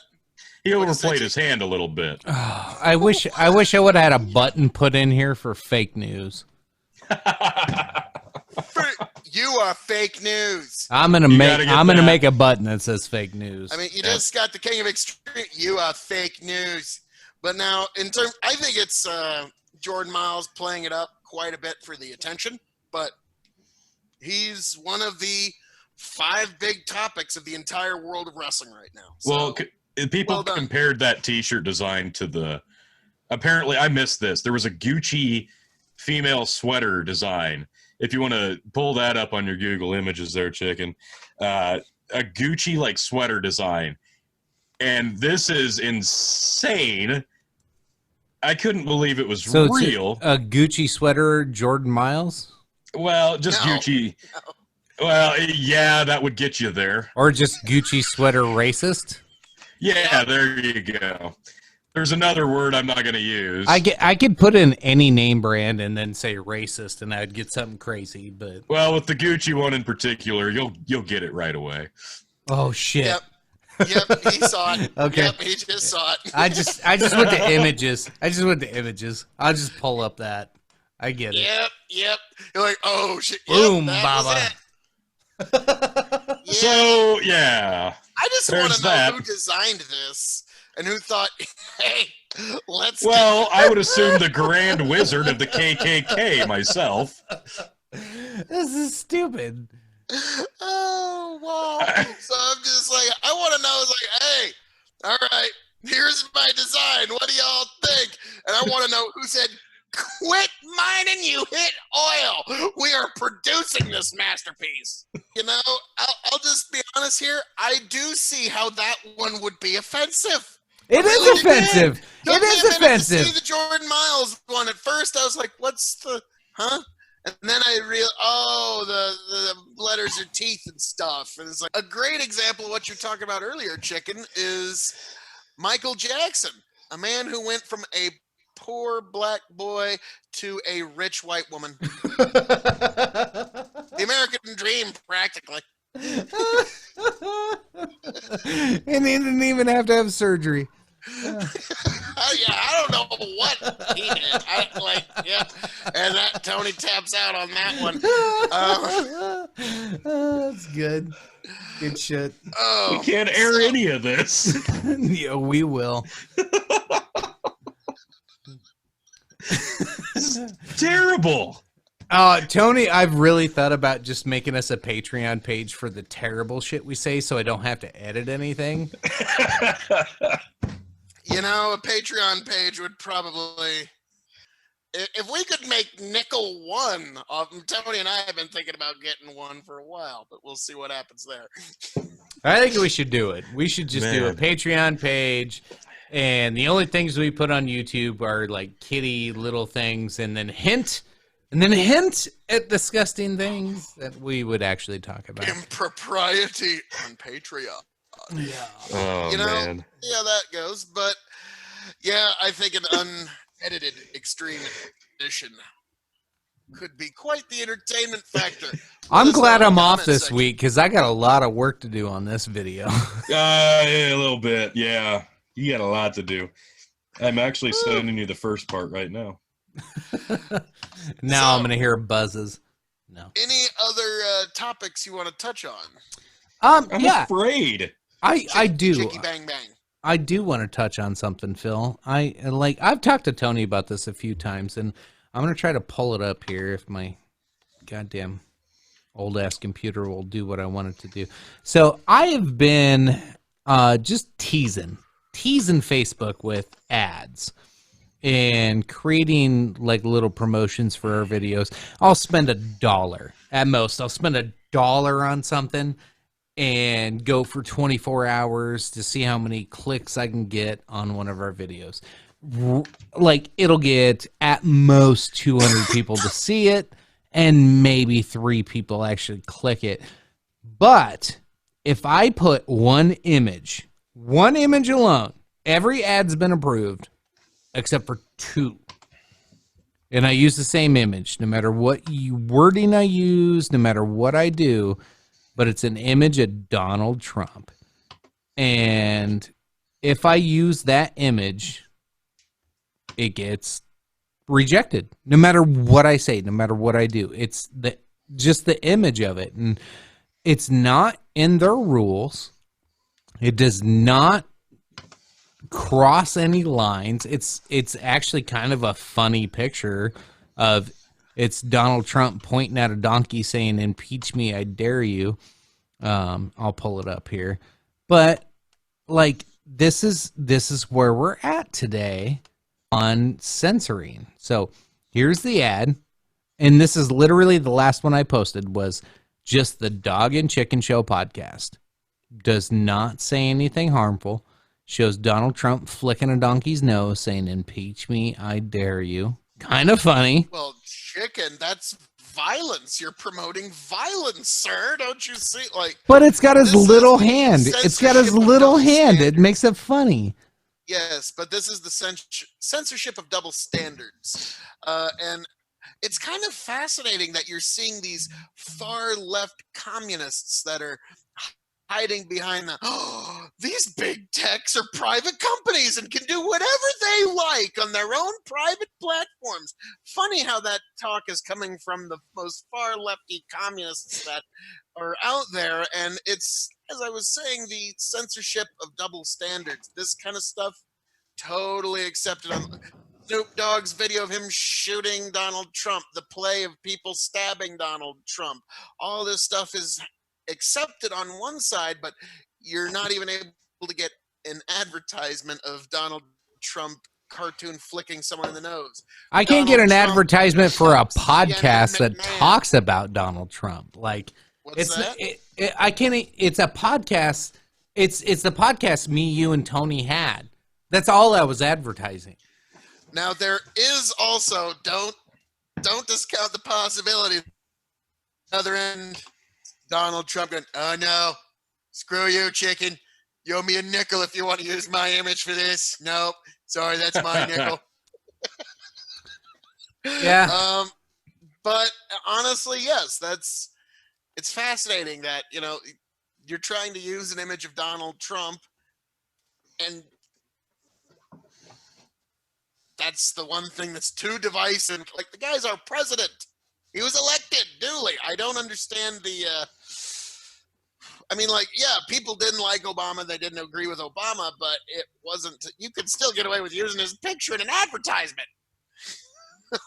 So It's just crazy. we're going to see what big tech does in the next few years. I'd love to see an alternative rise to all of these current big techs, but every time they try, It's not they gonna get happen. deplatformed.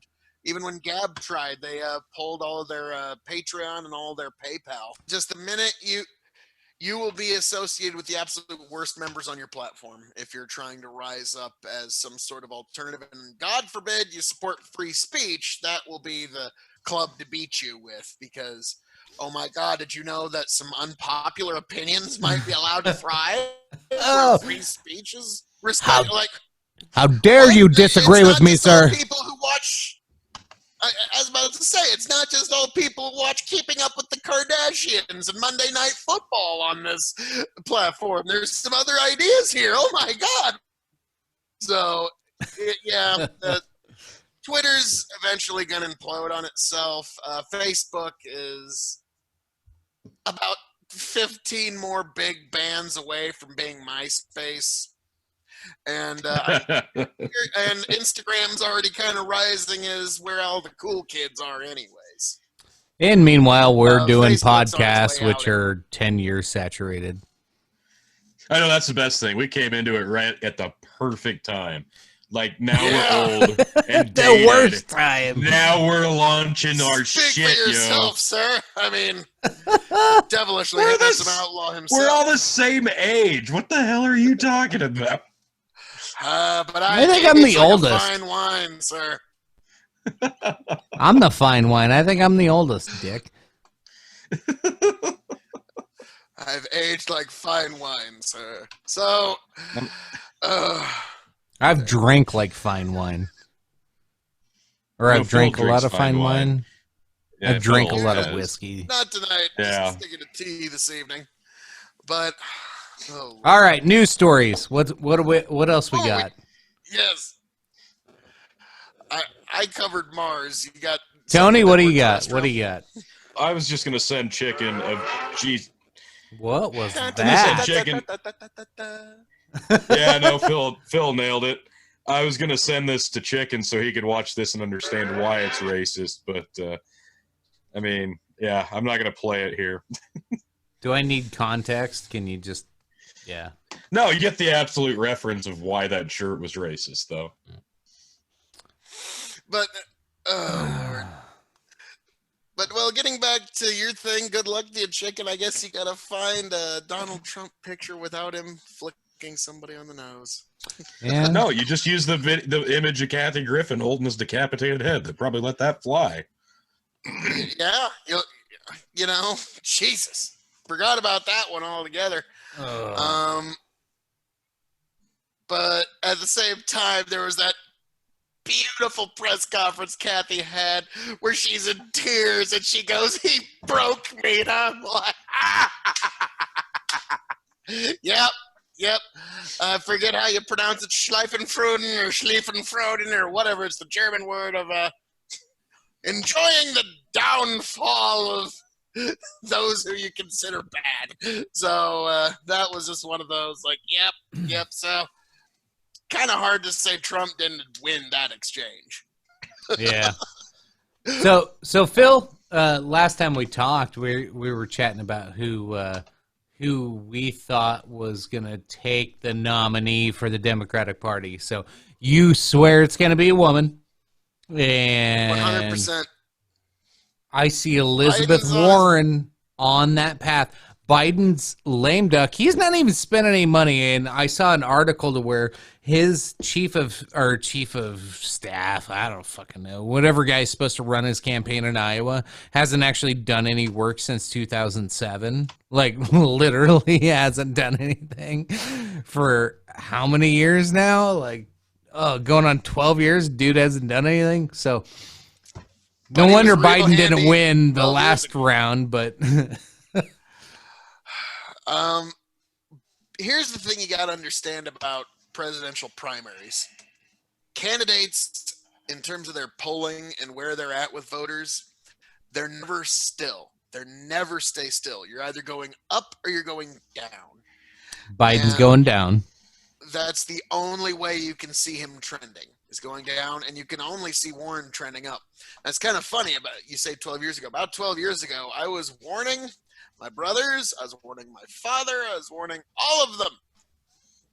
Watch out for this Warren. She's going to come out of nowhere, and she's a fast learner. I'm going to give her that. I didn't think she had it to do the campaigning that would be necessary 12 months ago, but she looks like she's a fast learner, and she's starting to pick it up. And I've always said, watch out for the fast learner. And so basically in terms of female candidates, because there's no way, 0% chance as far as I'm concerned, that the Democrats nominate a male. It's just not going to happen, just based on how they brand males in 2019. It's got to be Warren then. Like, well, you got four choices. You got Elizabeth Warren, you got Kamala Harris, I just can't see long shot Tulsi Gabbard, and then my Marie Williamson, baby. Yeah. I love Marie Williamson. I hope she stays in for 100 years. Oh, my God. She's perfect. She's 1,000 miles out of her goddamn mind, but I love everything she has to say. So what are your thoughts? Hillary, is she going to try to jump in? I really hope so. Oh, my God. This would be the most entertaining. Like, come on. Tony and I do a wrestling podcast. I mean, this classic Trump Hillary 2, the rematch. I mean, come on. Who doesn't? Yeah, the vote turnout for that would like landslide over what it was last election cycle. How many more voters would turn out to vote for that? It's like a gigantic boxing match. So I called it last time we were all together on here. I think Hillary's going to throw her name in because as much as Warren's going to take the lead, and you're right. Warren is the person to beat right now. Sanders has alienated his team. Biden's an old fool. Sanders had a heart attack. Yeah. I mean, he's done. No one's voting for him. Not to mention he alienated his voters 4 years ago. Yes. But, so he's out. He's done. He's not going to win this nomination. Biden is the sane person, supposedly, but he's an old freaking crazy guy at this point. He can't even fucking tell what day it is, I don't think. And then they've pushed out so Kamala Harris she's got a terrible record. That's not going to happen. Like, she can't beat Trump. She looks more corrupt than Trump does. Like, that is saying a lot. From a Democrat to look more corrupt than Trump? What? And then the smear campaign they did on Tulsi Gabbard, it worked to an extent. The Democratic Party's not going to support Tulsi. And they purposely set her up. And you've seen Clinton set her up to she's going to be a third party. They just, right there, they kicked her right in the coochie. They kicked her right in the coochie and said, not only are you not going to be the Democratic candidate, but now we're not going to let you run as a third party because we're going to call it out right now. And now she can't do it because then she's playing into their narrative at that point. So she's screwed. Tulsi's out. Tulsi, the best she could do is get a vice president run, which is very unlikely, or a good seat in whoever wins if she supports the winner. So I see Clinton come back. I see Hillary coming back in this. Am I wrong? Tell me I'm wrong. Well, you have to look historically. The Democrats don't back previous losers. If you look throughout the history, What winners do they have right now? They don't have a winner. All they have are losers. They're all the losers. general election in the Democrat Party, they don't give you a second chance. A lot of folks have tried in the 20th century, and they've never given it to them. Yeah, well, I'm not saying any of them can win right now. Hillary's probably got a better chance than the rest of them do. Well, there's a difference between John Kerry, whose name you only heard for about 2 years, and Hillary Clinton, who you've heard about since the mid-'90s. The only reason I remember John Kerry is because of Heinz ketchup. There you go. Big difference. Those were some debates, weren't they, Chicken?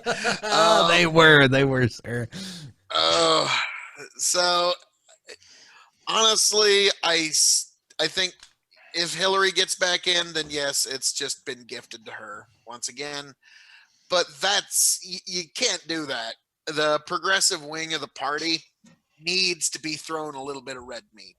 And putting Hillary in after all these debates have started, that's just going to be a kick to the gut to the base of the party. So they're going to have to throw him something. I don't know what. Warren is... Right now, the left is going through what the right did in 2012. They're putting everybody through these purity tests to see, they're hoping for the best. In 2012, the Republican Party was in a civil war for the soul of the Republican Party, and that was the Ron Paul wing, the Tea Party, all of that was going on. That's what the left is doing right now in 2019, 2020, is having their own little civil war for the soul of their party. So you can't give it to Hillary again because that will cause an almost open revolt on the progressive wing of the party. So who's going to win then? Because Elizabeth Warren against Donald Trump looks like a bloodbath to me. Well, Moody's Analytics actually came out with a study, and it said, just based on average turnouts, if we have a record turnout, then the Democrats can get to 279 electoral votes regardless of the nominee. If we have an average turnout, Donald Trump will top over 300 electoral votes. And if we have a historic low average turnout, Donald Trump will actually walk away with over 400 electoral votes. So the idea is they need to get a record turnout just to get 279.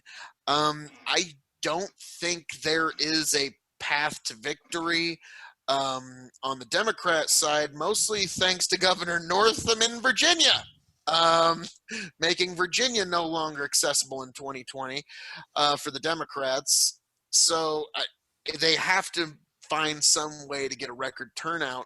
Regardless of who it is, I think they're going to settle on Warren because she seems to be the best of both worlds between the centrists and the more progressive wing. So I think it's going to settle on Warren. I don't think Hillary's going to get in. It's going to fracture the Democratic Party. It's going to harm them for the next 3 election cycles. Your thoughts, sir? Tony, what do you got on this? I don't disagree, but I also kind of agree. Well, you fucking spitting son of a bitch. But yeah, so I'm seeing kind of a repeat of 2012 here playing out in 2020. Here's what I see happening. I think DNC is watching. like I said, Harris unelectable, not going to happen. They've already pushed Tulsi out, and they did that on purpose. They want her out of the picture because she's causing too much damage to people like Kamala Harris. Booker done, Beto done. It comes down. It comes down to Beto O'Rourke. No, okay. I'm Beto O'Rourke. Here's my plan. It's kind of like Waco, but like everywhere. Yeah. Like that was his proposal there. Okay. Huh. All right. Yeah, Beto's he's done. a tool. He's such a tool. But yeah, so it comes down to Bernie Sanders or Elizabeth Warren is really what it's going to come down to. Bernie Sanders. Done. Bernie's done. Like, he's done. You're right. At first, he needed a stint in his heart for some nonsense, and then a few days later, the campaign admitted, yes, Bernie had a heart attack. He's done. No one's voting for him.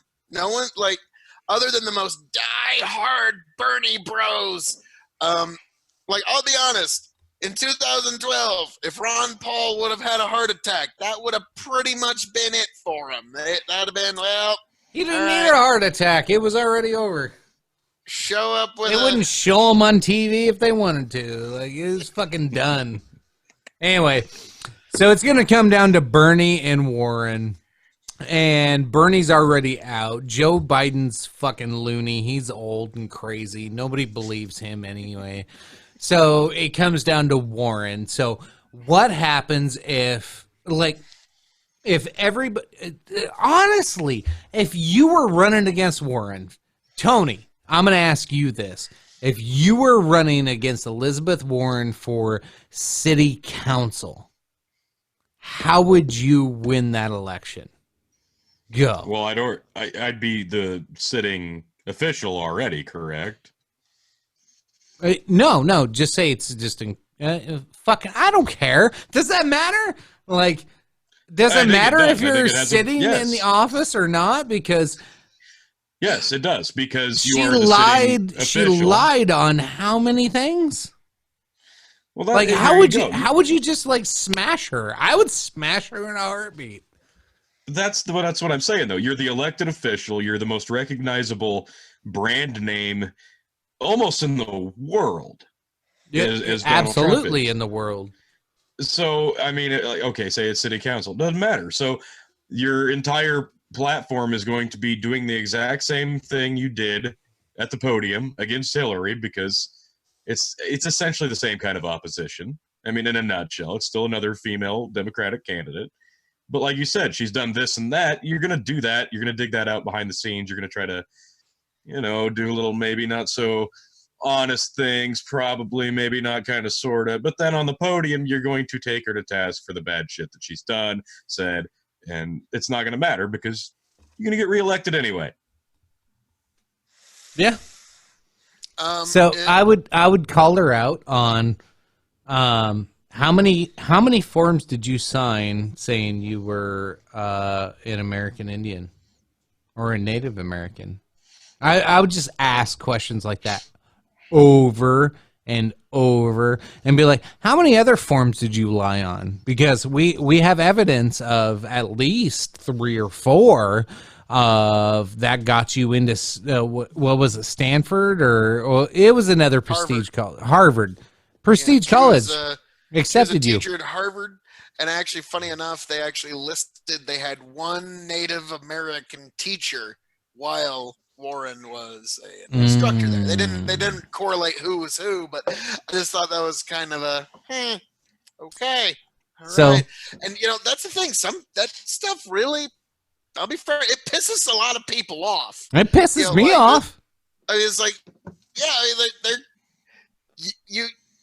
stolen valor is a real thing. People pretending to it's be a huge fucking thing. There's a ton of stolen valor out there, and this is no fucking different. Well, there are some differences, but it's in kind, not degree. It's to me, it's the Native Americans were a group of people that suffered tremendously throughout a good stretch of history, and so to try and steal the sympathy that's accumulated on that is it is kind of a devious pulling on people's heartstrings, don't you think? Oh, fuck yeah, it is. And so yeah, that's why it just kind of points to I don't even know what the word is for it. I'm sure there's a word for it in a foreign language somewhere that just kind of communicates my distaste.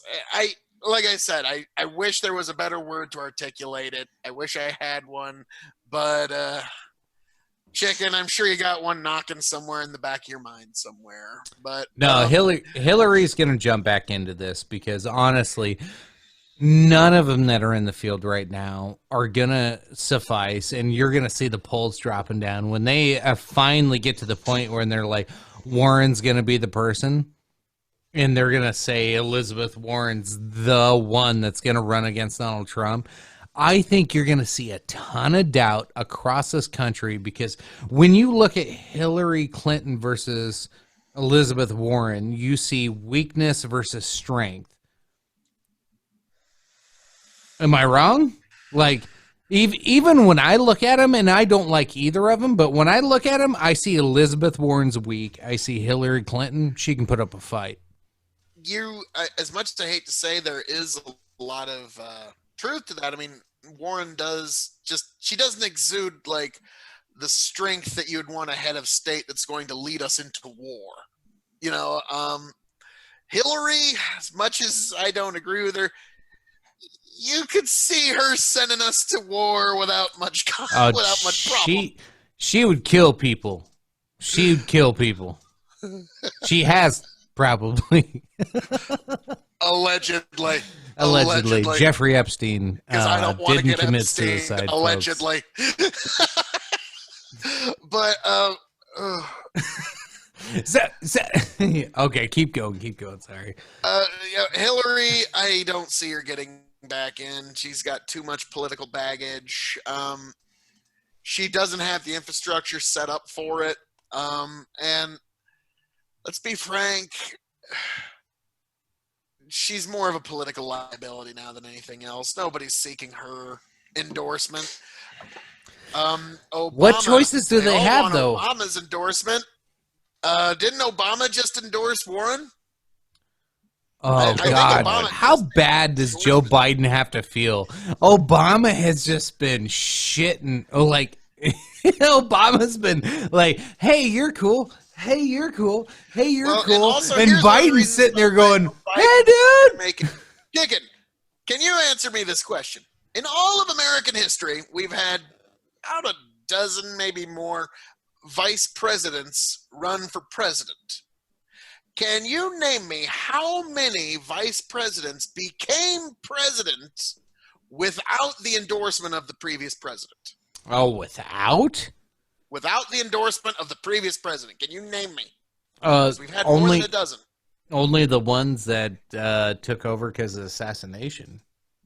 I was about to say, the ones who campaigned for president without the previous endorsement is zero.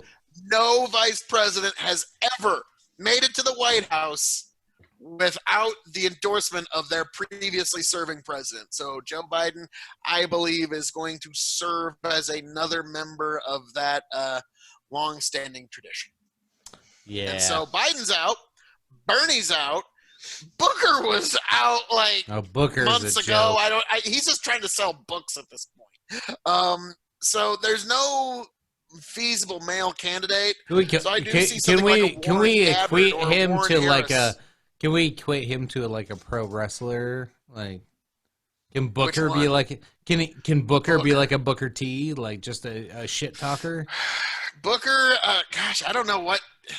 He would be more like CM Punk. Like, I'm in. No, I'm not. I'm in. No, I'm not. But I'm not going to do it. Oh, no. Because No. CM Punk took a next level jump to UFC and tried to do more. He failed, but he was a man about it. Now, granted, it's the one thing. I'm going to say something controversial here. Here's the most controversial thing said on the podcast. and it's to Mr. Podcaster Extraordinaire Joe Rogan himself. Joe Rogan talks so much shit about CM Punk and why you don't even deserve to be here and what the fuck you don't even, you suck, you don't deserve, you're a horrible fighter. Like, oh yeah, Joe, CM Punk really didn't do all that well when he made that walk down to that cage, kind of like you never did. Yeah, so maybe, yeah, the guy had the balls to make the walk, man. Maybe don't talk that much shit about it, okay? So that's all I'll say about that. Yes, Internet, wash me in your judgment. You know I'm right, though.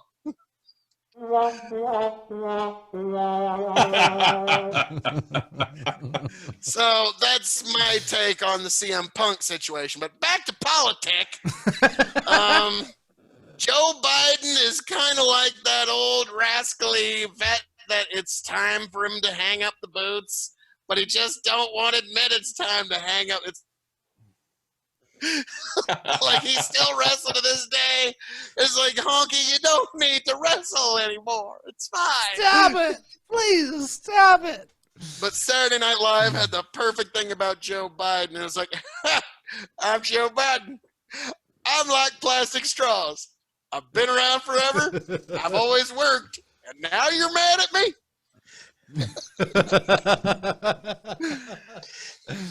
Oh. So, yeah, Biden's out. Unfortunately, Bernie's out. God. So we got Yang left. Yang. Yeah, he's not going to make it. Yep. It's just too bad. I always loved watching Andrew Yang just flounder like a fish out of water. It was just like, oh, yep, and he hit the pavement. So I picture Andrew Yang as somebody he's probably 20 years ahead of his time, but is so far ahead of his time that he forgets where he's at. Like, it's like, yeah, he's an actual time traveler. And yeah, don't worry, in 2026, floating cars will be a thing, and this won't be. Oh. So we've covered so much stuff tonight. So from NCAA rules having to conform to California laws and what they have passed and what the future of this is going to do to college football, recruiting, video games, the politics of it, and then, of course, we went on plenty other tangents and plenty other things. Tony, final thoughts. What are you looking forward to? What do you hate about this? Oh, we can sit here and assume all we want on what's going to be great and what's going to be terrible about it. But, we're really not going to know until we actually start seeing this go into effect. So for the time being, it's all just assumption, and we can make assumptions about agents getting involved and making that horrible and having it impact recruiting in bad ways. But I think that's really the worst thing I can think of happening is college football becoming too much like the NFL. That's my biggest fear. But at the same time, it's your likeness. You do need some reimbursement for it. So I'm all for that. Let's see where we go from here. Fair enough. Phil, final thoughts? Where the NCAA is going with paying college players for the likeness, and I know you weren't here for the whole conversation. You got a little bit more into the political debate with me, but Always. what? Yeah, as always, I always appreciate you having you on here, of course. But what are your thoughts with round out college football, and then if you want to touch on political, we sure can, sir. Round out your thoughts. The invisible hand of the market is now being allowed to thrive in college football once again. It's a good thing. I mean, I'm sorry, the NCAA is just the most bizarre institution in how it operates and how it's allowed to do what it does, in my estimation. So to me, this is only going to lead to better things. Of course, you should be able to profit off of your labor when you're in show business, of all things, and that's what football is. So I think this is going to only lead to positive developments for everyone but the NCAA, and I can just hear right now these tiny little violins. Don't you just hear them play such sad, sad songs for the NCAA? Oh, the tears being shed for them, they could practically fill the tip of this pen. So, on that, folks, Dog and Chicken Show right here. Like, share, subscribe. This has been a impromptu Extreme Edition. I am your king of extreme, the Tom Brady of wrestling podcasting, the Muhammad Ali of football podcasting, and the Superman of all podcasting in general himself, your king of extreme, Phil KOE, signing off and handing it off to my indomitable broadcast partners. Tony G, Chicken, take it away. Oh, he just slammed that down. All right. Did he fall? I don't know. I'm generally a little worried about him at the moment. Again. Crap. Oh, my God. God. Is he coming back? I don't know. Oh, God. I don't know All what to right. expect. Or is that? don't know. God. That was great. All right. Yeah, that's a good one. That's a good one. I have no idea what we're going to talk about next week. Oh, we'll figure it out. Thank you, folks. I appreciate you tuning in. As always, if you haven't already, like, share, subscribe. If you made it this goddamn far into it, hopefully I didn't offend you. And thank you. Yeah, as Tony said. Thank you, folks.